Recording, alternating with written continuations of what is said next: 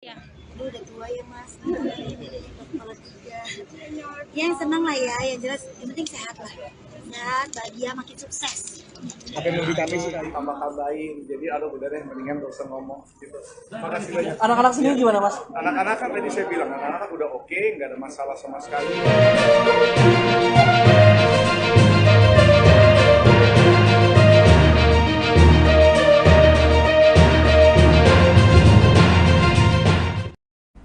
Halo Tribuners, jumpa lagi bareng gue Kusnul Asyaifah, masih dalam tayangan Berita Selebritis. Nah, untuk Berita Selebritis kali ini tentunya kami akan selalu menyajikan informasi yang menarik dan taraf to date untuk Tribuners di rumah seputar dengan selebritis tanah air. Langsung aja kita ke Berita Selebritis yang pertama. Di Berita Selebritis yang pertama ini ada Puput yang kembali nih melaporkan Dodi Sudrajat atas dugaan pencemaran nama baik. Dodi Sudrajat lagi-lagi dilaporkan oleh mantan istrinya Puput ke Polda Metro Jaya. Laporan ini merupakan buntut dari pernyataan Dodi Sudrajat yang gak mengakui Aisyah sebagai anak darah dagingnya. Dodi Sudrajat juga sempat mengatakan bahwa Puput ini hamil lebih dulu sebelum menikah dengannya. Sakit hati dengan pernyataan Dodi, Puput akhirnya melaporkan Dodi Sudrajat atas dugaan pencemaran nama baik dan juga fitnah. Kedatangan Puput bersama dengan tim kuasa hukumnya ini merupakan kali kedua. Sebelumnya Puput juga telah melaporkan Dodi soal pasal penelantaran anak dan kelakuan bersalah. Krishna juga menambahkan bahwa ancaman hukuman untuk pasal pencemaran nama baik dan fitnah adalah 1 tahun 4 bulan dan 4 tahun. Laporan terkait dengan kasus dugaan pencemaran nama baik dan fitnah ini telah didaftarkan dengan nomor LP garing B garing 3497 garing 6 garing 2023 garing SPKT garing Polda Metro Jaya. Media seharusnya undang-undang ITE-nya pun terpenuhi, ancaman hukumannya juga 4 tahun, tapi pasal fitnah dan pencemaran nama baik pasalnya tuh ancaman hukumannya hampir sama. Nah tentunya pasal perlindungan anaknya kemarin juga ancaman hukumannya 5 tahun. Nanti pihak kepolisian lah yang akan menilai proses hukumnya akan seperti apa nanti. Pembahasan fitnahnya seperti apa yang disangkakan? Salah satunya yang disampaikan tadi berhubungan dengan menyatakan bahwa Ais bukan anak kandung atau bukan anak biologis. Ini kan suatu pernyataan fitnah yang disampaikan, dan nantinya pihak dari kepolisian yang akan menilai pasal tersebut antara pencemaran nama baik dan fitnahnya, termasuk tuduhan terakhirnya. Saya nggak enak menyebutkan karena menurut saya seorang pribadi udah agak keji disampaikan di media secara umum. Yang dimaksud fitnahnya seperti apa, Bang? Yang saya sampaikan tadi berhubungan dengan ucapannya yang mengatakan bahwa si anak bukan adalah anak biologis daripada DS. Seperti saya sampaikan tadi Pak, kalau pencemarannya bisa diambil dari situ, bisa diambil dari ucapannya yang terakhir. Berhubungan dengan statement terakhir, mungkin teman-teman wartawan juga menyampaikan statement terakhirnya. Saya tidak enak untuk menyebutkan, kasihan ibunya kan. Baik Mbak Puput, sebagai yang pelapor di sini, ada ucapan yang mungkin sampai akhirnya di titik ini Mama Puput melaporkan ke SPK ini seperti apa Mama Puput? Ya, intinya terkait dari pernyataan dia kemarin itu, enggak, saya serahkan kepada kuasa hukum saya. Ini bagaimana jalannya, prosesnya seperti apa, ini kena pasalnya di mana, dasarnya itu tadi yang kemarin video beredar itu. Puput, video beredar itu ucapan dari Pak DS sendiri mengatakan bahwa Aisyah bukan anak dari beliau, dan kabarnya Puput dikabarkan pada saat menikah sudah hamil duluan, terus tidak memberikan nafkah, tidak diakui gitu. Ya itu tadi udah disebutkan kan semuanya sama yang pengacara saya, ya salah satunya itu tadi. Nanti pihak kepolisian yang akan menindaklanjuti. Artinya kan kurang etis juga, walaupun di media televisi dan media lainnya kita menceritakan itu. nanti proses hukumlah yang akan menjawab seperti apa. Nah, sebelum proses hukum dilanjutkan, udah pernah komunikasi atau seperti apa sih? Ada komunikasi dengan pihak DS nggak? Sampai sejauh ini kita belum pernah ada komunikasi apapun. Terus sedikit kita luruskan. Jadi ada pernyataan DS bahwa mungkin akan dikenalkan oleh ayah biologisnya atau bapak biologisnya, itu ada kalimat seperti itu. Jadi seolah-olah bahwa klien kami melakukan perbuatan di luar daripada dia. Nah, perlu diketahui sebelum menikah 1 tahun lebih dulu, ya kan, artinya klien kami itu kenal dengan DS. Yang bahwa ya. Jadi bukan artinya bahwa seperti pemberitaan seakan-akan hamil terus kenal DS, bukan. Jadi sudah 1 tahun menjalin hubungan dengan DS baru menikah, gitu ya Mbak ya. Nah, itu yang perlu kita luruskan. Bang akan mendorong untuk tes DNA Bang, untuk lebih kevalidan lagi untuk supaya benar meyakinkan bahwa ini ada anak biologis. Gimana? Tes DNA, tes DNA Ya, Bang. nanti prosesnya kan kita ikutin daripada kan proses yang dilakukan oleh penyidik. Artinya kalau perlu ada tes DNA seperti yang dikatakan oleh klien kami kan 1 miliar atau 1 juta Mbak? Oh, 1 juta miliar. Siap ya Mbak ya? Siap. Tapi saya tambahkan, tapi bukti dokumen yang menjelaskan hampir 7 tahun yang lalu, karena yang urus akta kelahirannya adalah DS sendiri, baru sekarang disangkal. Artinya kealpaan atau kekeliruan atau apa maksudnya sehingga menyampaikan seperti itu. Mbak, di akta kelahiran itu kan ada nama orang tua ya? Tercantum nggak nama itu? Tercantum semua, kan kemarin udah itu kan, udah dikasih lihat semua kan, akte dan kakak. Tercantum semua. Atas nama Dodi Sudrajat. Mama Puput, sampai akhirnya kemarin putusan perceraian itu, DS pun sampai saat ini tidak memberikan nafkah kepada anak. Cuman sekali ngasih susu, itu pun hanya 2 kotak. Dan itu tahun lalu 1 kotak. 2 tahun yang lalu ngasih susu 1 kotak. Nggak ada. Tidak ada sama sekali memberikan nafkah sampai detik hari ini. Nggak ada. Komunikasi gimana Mama Puput? Kan pihak sono bilang katanya di blok ya komunikasinya. Justru saya kan yang diblok dari awal saya juga cerai, dan udah dia memutuskan untuk memblokir saya sebenarnya. Untuk Aisyah sendiri kan sempat punya nomor sendiri untuk bisa hubungin Dedi kan. Tapi Dedi berujar bahwa nomornya sudah tidak aktif lagi. Apakah? Iya betul, 2 tahun yang lalu kan. Itu nomor 2 tahun yang lalu. Terus saya juga saya batasin untuk main handphone juga. Jadi lebih ke pada handphone saya. Walaupun ketika cerai di PA itu kan ada kewajiban yang harus dikeluarkan suami kepada mantan istri dan anak. Itu berapa sih jumlahnya dan dijalankan nggak itu? Sama sekali Tidak dijalankan, dan di situ kan diterangkan tidak menyanggupi ya. Nggak menyanggupi begitu. Karena tidak menyanggupi, putusan pengadilan mengarahkan hak asuh anak.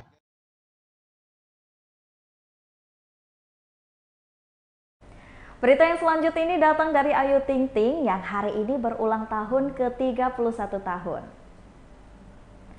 Ayu Ting Ting berulang tahun ke-31 tahun, tepatnya hari ini, Selasa 20 Juni 2023. Ia pun merasa bahagia yang luar biasa. Ayu Ting Ting bagi-bagi uang di ulang tahun adiknya untuk tetangga dan juga tamu undangan. Ibu 1 anak ini pun bahkan mendapatkan kejutan manis dari keluarga tercinta. Momen itu ia bagikan di akun media sosial pribadinya. Wajah semeringah memang begitu terpancar dari pelantun G-Boy mujair itu. Apalagi rumahnya yang berada di kawasan Depok dipenuhi dengan bunga dan balon berwarna pink. Tak ketinggalan kue pink dan biru menghiasi meja yang berada di hadapan Ibunda Bilqis itu. Pancaran kebahagiaan Ayu Ting Ting pun turut dirasakan rekan artis dan para penggemarnya.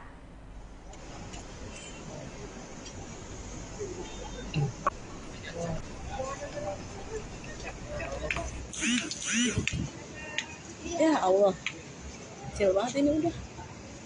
Lilinnya. Paris jangan maju-maju, mundur aja. 2 meter buang sia-sia.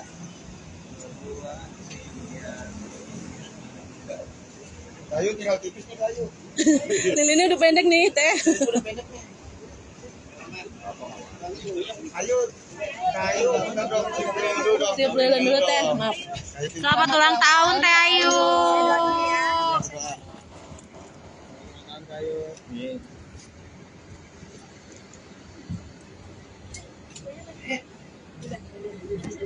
Amin.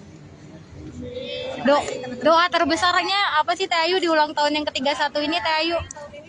Doa. Banyak umur, sehat, rezekinya makin lancar, dan sukses ke depannya. Terus makin disayang banyak orang. Terus Sorry. banyak juga.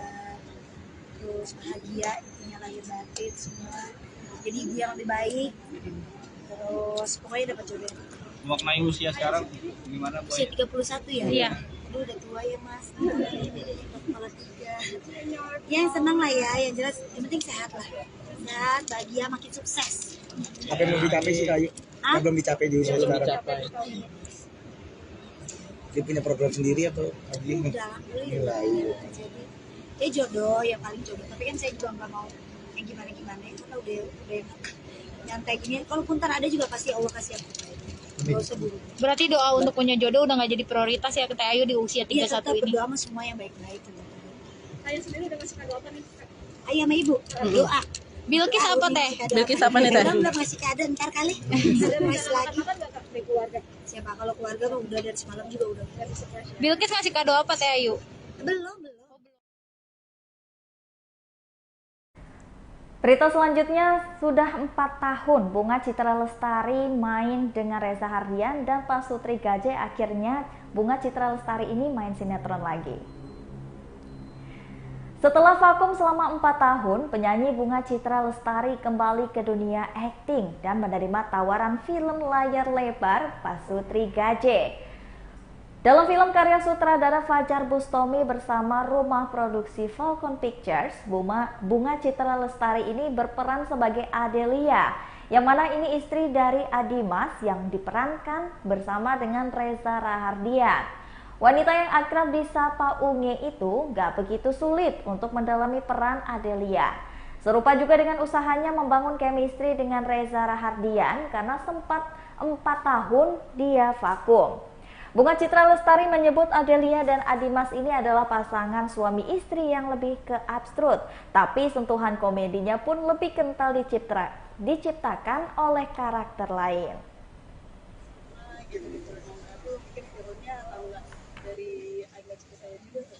Pasti beda ya, waktu kita kemarin di Habibie Ainun kan kita drama dan serius gitu.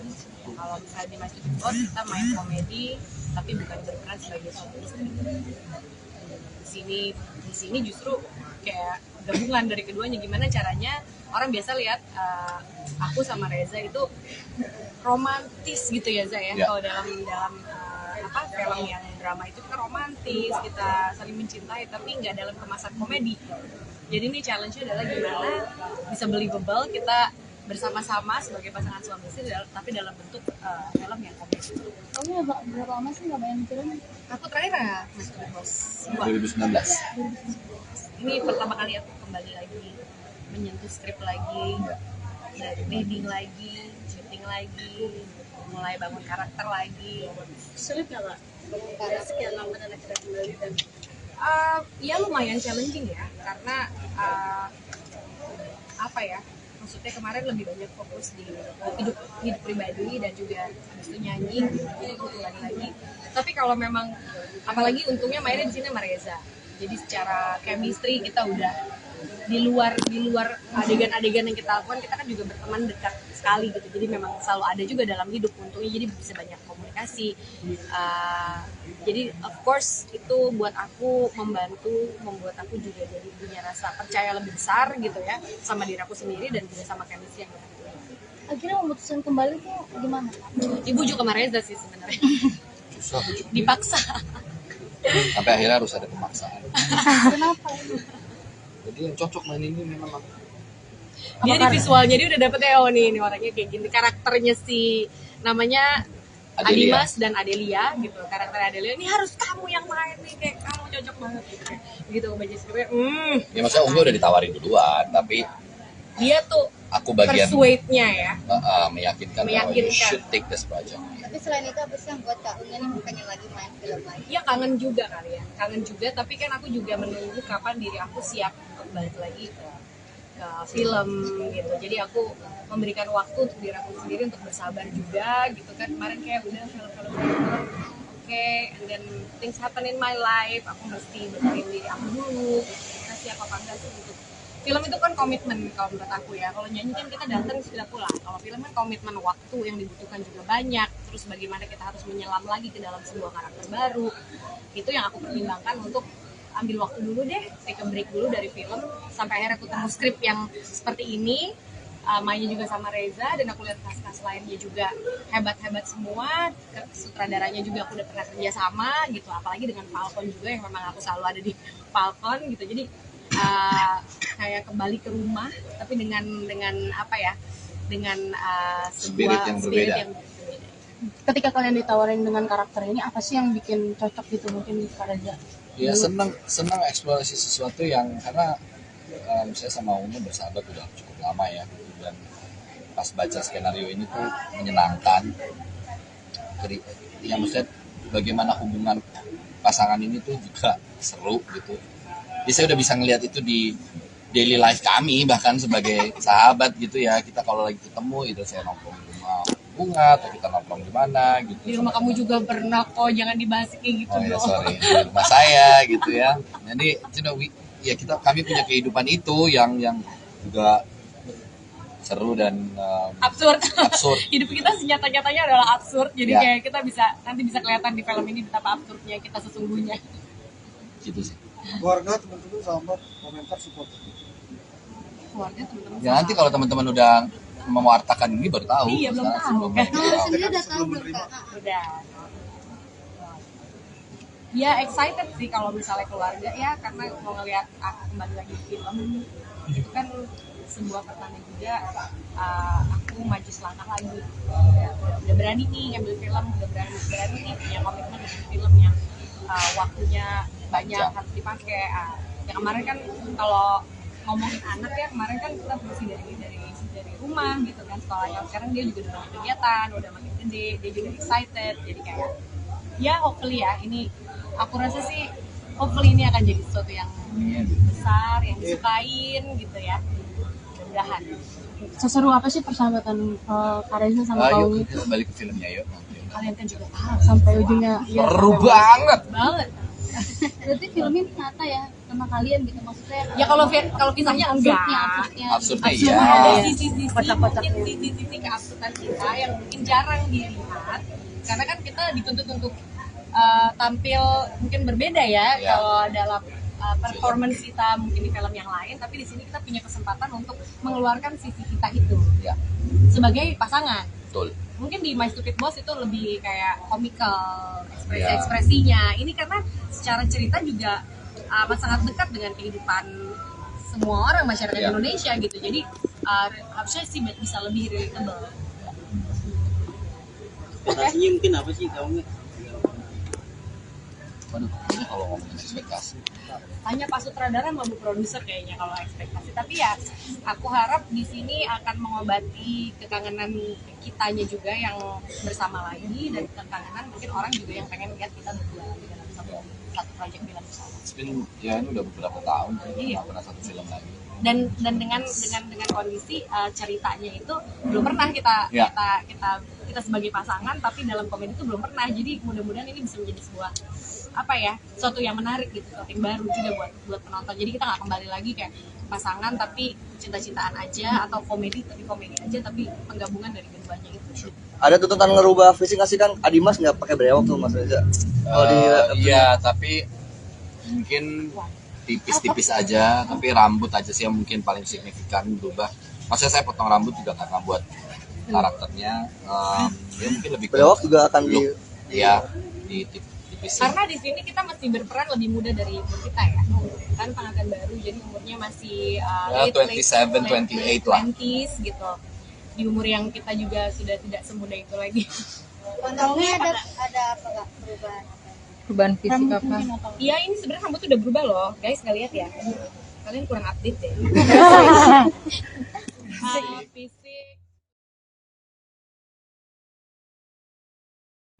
Tak hanya minta apartemen, Inge Anugrah juga tuntut Ari Wibowo nafkahi 1 miliar.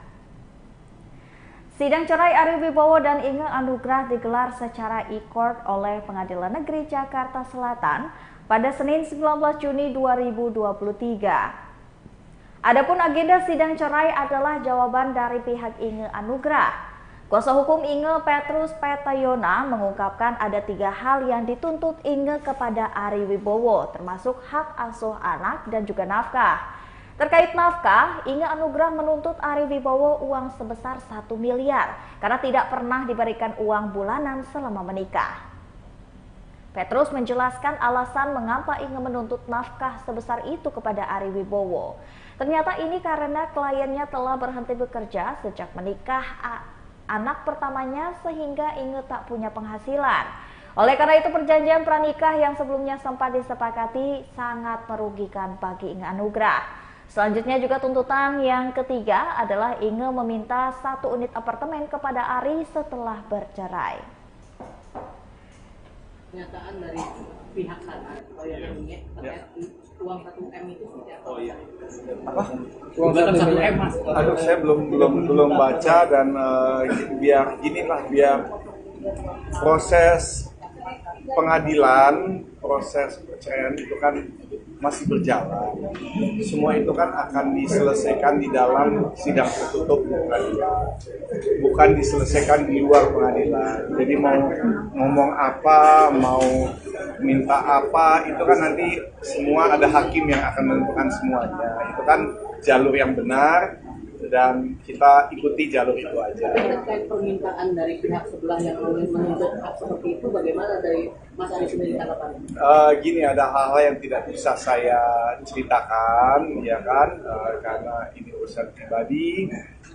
Tapi biarlah semua itu diselesaikan pengadilan. Yang pasti, yang saya mau sampaikan adalah bahwa ini kan ya namanya sebuah pernikahan kan memang tidak semuanya selalu lancar, ya kan, walaupun kita artis, kita selebriti sekalipun ya tidak berarti terus semuanya pasti akan indah-indah aja, ya kan. Namanya kita juga manusia, tidak luput dari kesalahan, begitu juga dengan istri saya. Dan kalau memang kita sama-sama sudah sepakat dan kita merasa bahwa pisah ini adalah jalan yang terbaik, kita juga sudah bicara dengan anak-anak juga sudah setuju, tidak ada masalah, maka ya tolong didoakan saja supaya kita sama-sama bisa memulai lembaran hidup baru dan semoga semuanya berjalan dengan lancar. Nah, kalau berita yang terakhir ini ada Tara Buniban yang kompak berdonor darah. Sederet artis tanah air berbondong-bondong mendatangi Polda Metro Jaya untuk mendonorkan darahnya. Acara donor darah itu merupakan salah satu rangkaian acara dari HUT Bayangkari ke-77 yang bertajuk Donor Darah Live Horace. Dalam acara donor darah ini, Polda Metro Jaya bekerja sama dengan Multivision Plus. Ram Pujambi selaku pemilik rumah produksi mengungkapkan kebahagiaannya dalam menjalin kerjasama. Selain Ari Wibowo, Ola Ramlan, Elma Tena, sederet artis lain juga ada Lukman Sardi, Teguh Jordan, Yati Octavia, Pengky Suwito, Paramita Rusadi, Jenny Rahman, Paim Wong, Gianni Almira, Debbie Suheta, Marcelo Levdit, dan Jordi Pranata. Nanti kalian pakainya iya. Kenapa? Jadi gini, gue selalu memberikan dia kayak gini. Kalian kalau kalian mau kayak kakak-kakak sekolah tuh menyenangkan kok. Makanya gue selalu memilih, gue tuh sekarang pilihannya adalah sekolah yang serius. Karena gue juga tidak mau membebankan kamu harus belajar pintar harus segala macam. Karena kan bapak juga pintar banget ya. Jadi gue bikin sekolah itu buat dia itu. Makanya gue cari sekolah yang paling dekat sama rumah, sekolah yang masih main juga. Walaupun dia kekurangan dalam pelajaran, kita bisa mandu guru. Itu juga yang harus menyenangkan. Gua yang pastinya 24 jam itu udah ada kamera di rumah gua. itu satu. Yang kedua, gue tuh selalu ngobrol sama susnya pendampingnya Alia, Kaiba juga sama ibunya tuh. Gue selalu ketika gue di lokasi gue tuh selalu minta update apa nih hari ini ngapain, kayak misalnya dia baletnya udah bisa ngapain, susnya udah harus laporan sama gue kayak ini dia belajar gerakan ini atau dia belajar masak apa.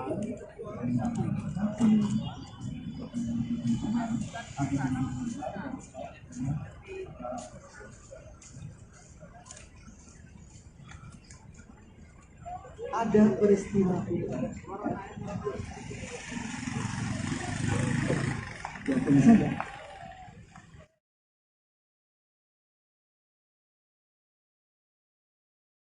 Oke, baiklah Tribuners, setelah tadi berita selebritis di Tribun Lampung, masih bersama dengan gue di sini Kusnul Asyaifah, pamit undur diri. Terima kasih dan sampai berjumpa di berita selebritis